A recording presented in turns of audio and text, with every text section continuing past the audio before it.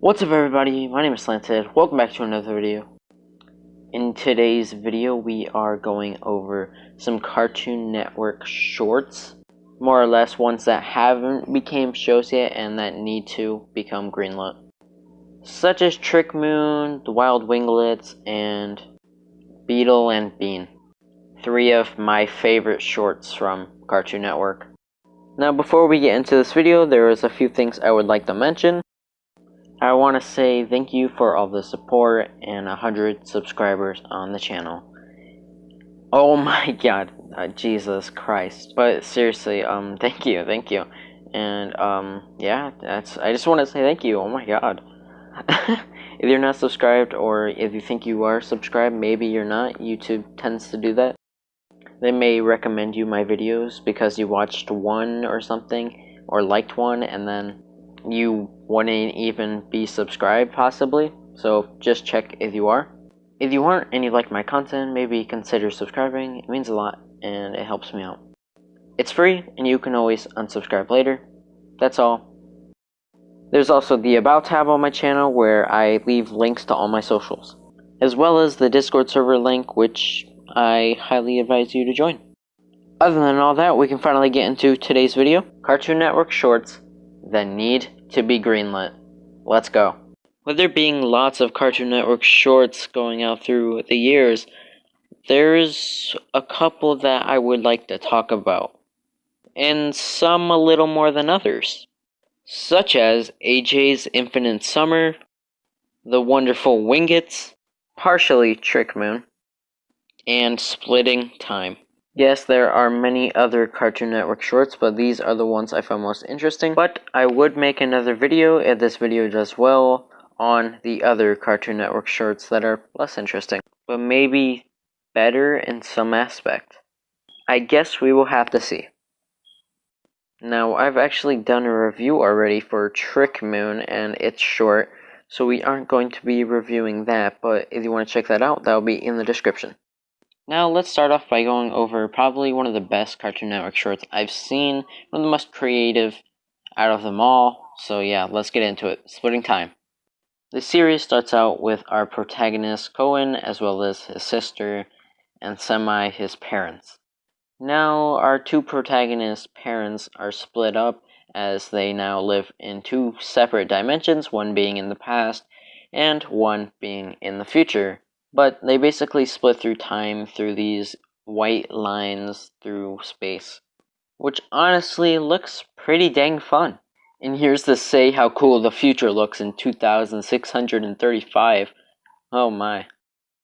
Now, with their parents being split up and all, this leads to one wanting the other more than the other, and wanting them at separate times, and one will want them at one point when the other wants them at the other point, and it really shows something that can be relatable to a viewer, because most people's parents are split up.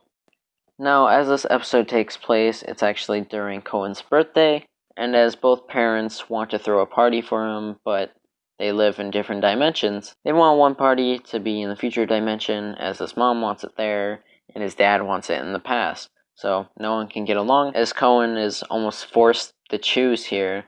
He really doesn't want to choose, as he just wants his parents to be happy. I feel like this would be a running theme throughout the series, as Cohen and his sister would mess around, and then his parents would catch them, and then they would be sent home to one dimension, and, you know, whatever happens after that happens. As in the beginning of the show, that is exactly what happened. Eventually, his parents find out about him trying to have two parties because of his parents. As he just wants to make them happy, he splits through time and abuses his going through time powers so he can make them both feel happy that they both get to throw him a party, even though they don't know they're both doing so. Once he tells them all of that and that he just wants them to be happy, they learn their lesson and he learns his, and they learn together and become more of a family. And that's going to be all for Splitting Time. And now let's get into the next Cartoon Network short.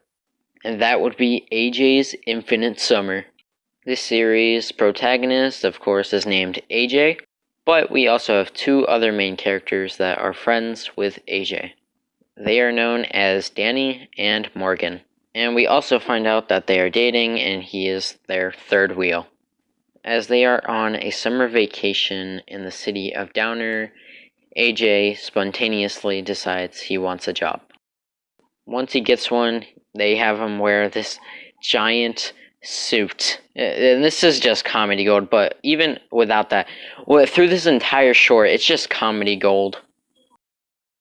But at the end of the day, AJ is just a normal high school kid who just gets spontaneous sometimes and decides he wants to do stuff, and, well, of course, he does it, so.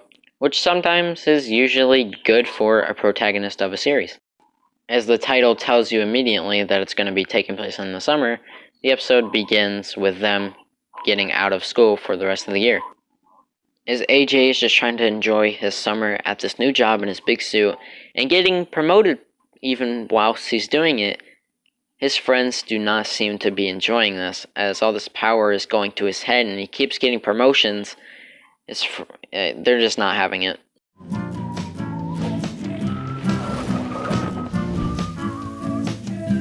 He's basically just leaving them to be his cleaners whilst he's having the time of his life.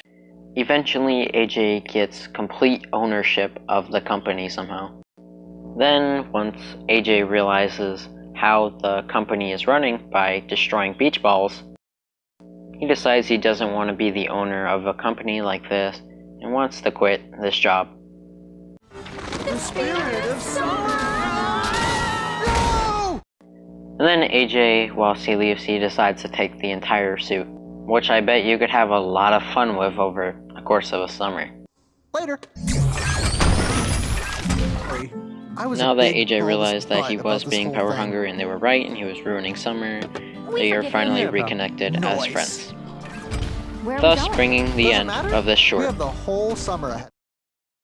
Now this short I feel is the most likely to become a show just because of the dynamic of it, but it's one of the most popular and most loved. It did come out back in 2014, but it still has a chance, right? Right!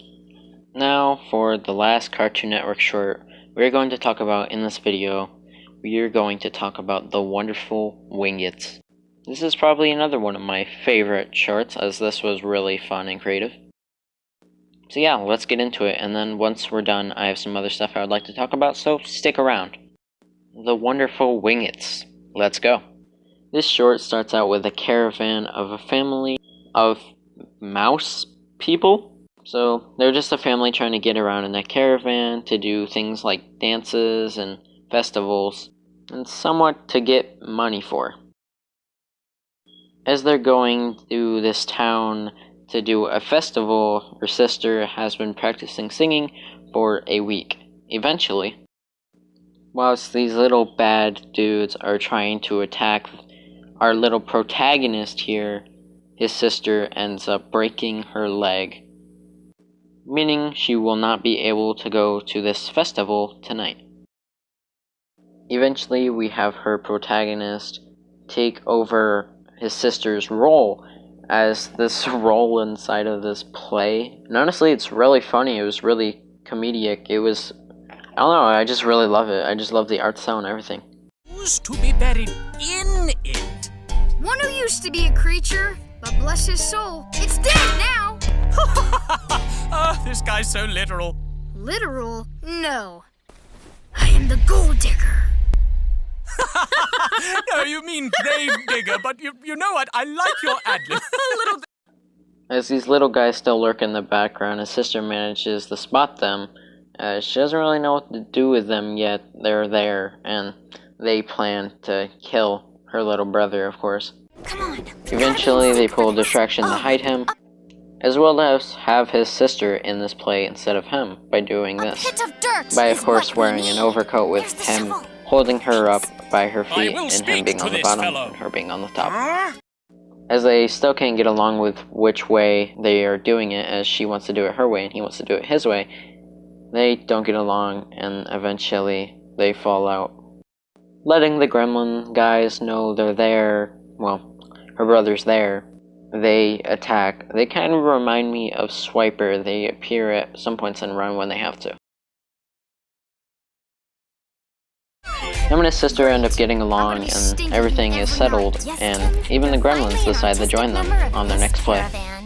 And that was the Winglets, the Wonderful Winglets, and I wouldn't be surprised if that became a show either. Each episode could be quite the same, going with a renewed theme, but the actual storyline could somewhat be the same, as it would be somewhat like Phineas and Ferb, I feel.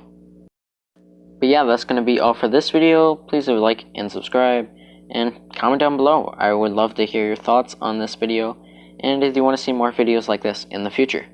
Also, comment down below if you would like to see another video like this, like a part 2 of me talking about some other shorts with Cartoon Network. Maybe ones that shouldn't be greenlit, or just a review of one of them that are really good, but maybe they just don't need a show. That's going to be all for this video. If you did enjoy, please leave a like and subscribe, like I said before.